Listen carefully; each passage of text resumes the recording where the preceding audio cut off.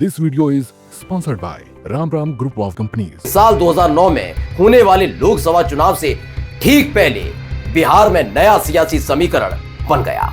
सियासी मौसम वैज्ञानिक के तौर पर पहचान रखने वाले रामविलास पासवान बस यहीं चूक गए। लालू और रामविलास पासवान साथ आए और यूपीए को टाटा बाय बाय बोल दिया।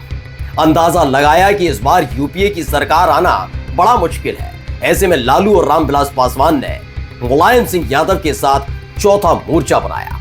चाहत पूर्ण बहुमत की सरकार बनाने की कतई नहीं थी, बस रामविलास पासवान का मकसद किंग मेकर बनना था।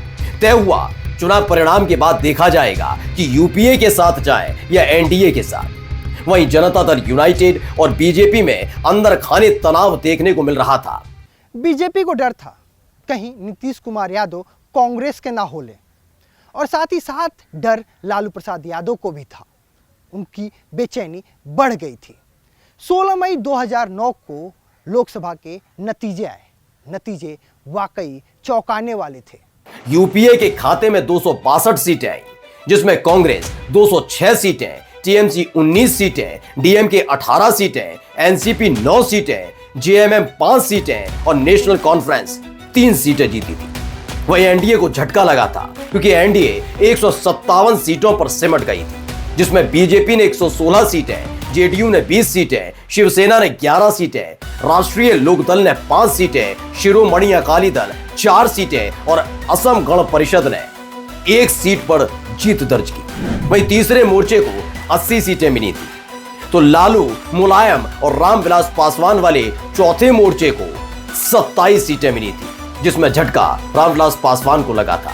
सपा के खाते में 23 सीटें गई थी, आरजेडी ने 4 सीटें जीती, तो वहीं लोक जनशक्ति पार्टी 0 पर सिमट गई। खुद रामविलास पासवान अपनी परंपरागत सीट हाजीपुर से चुनाव हार गए, जहां पर पहली ही दफा में उन्होंने जीत का रिकॉर्ड बनाया था और गिनीज बुक ऑफ रिकॉर्ड में अपना नाम दर्ज कराया था। लेकिन रामविलास पासवान के हौसले टूटे नहीं।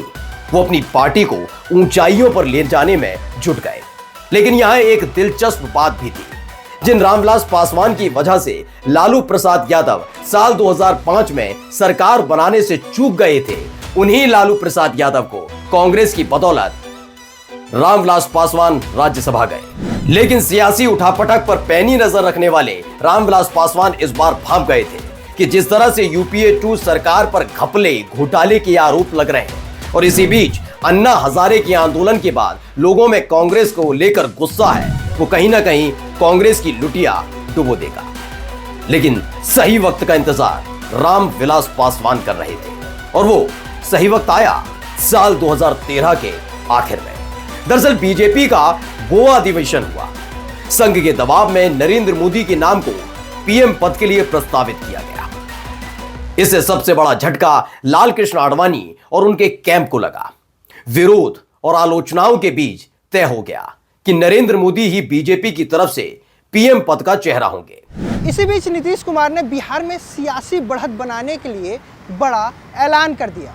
अगर मोदी पीएम पद के चेहरे हुए तो जेडीयू एनडीए का हिस्सा नहीं रहेगी। एनडीए से जेडीयू की विदाई हुई।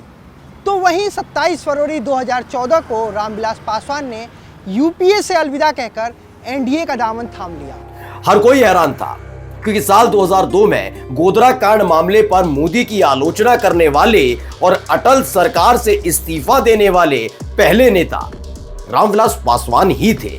कहा जाता है कि उस वक्त कांग्रेस का पारा चढ़ गया।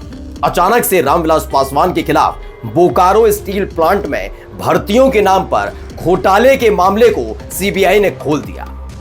यह मामला उस वक्त का था जब रामविलास पासवान यूपीए 1 की सरकार में स्टील मंत्री हुआ करते थे। साल 2008 के मामले को अचानक ही खोल दिया गया। आरोप लगे कि रामविलास पासवान पर दबाव बनाने के लिए ही कांग्रेस ने यह केस खोला है। लेकिन रामविलास पासवान ने एनडीए का साथ नहीं छोड़ा। मोदी की आंधी में उस वक्त बड़े से बड़े धुरंधर उड़ गए। वहीं लोक जनशक्ति पार्टी ने 6 सीटों पर जीत दर्ज की। एक बार फिर से रामविलास पासवान हाजीपुर से सांसद बने, तो वहीं उनके बेटे चिराग पासवान भी लोकसभा चुनाव जीतकर संसद पहुंचे।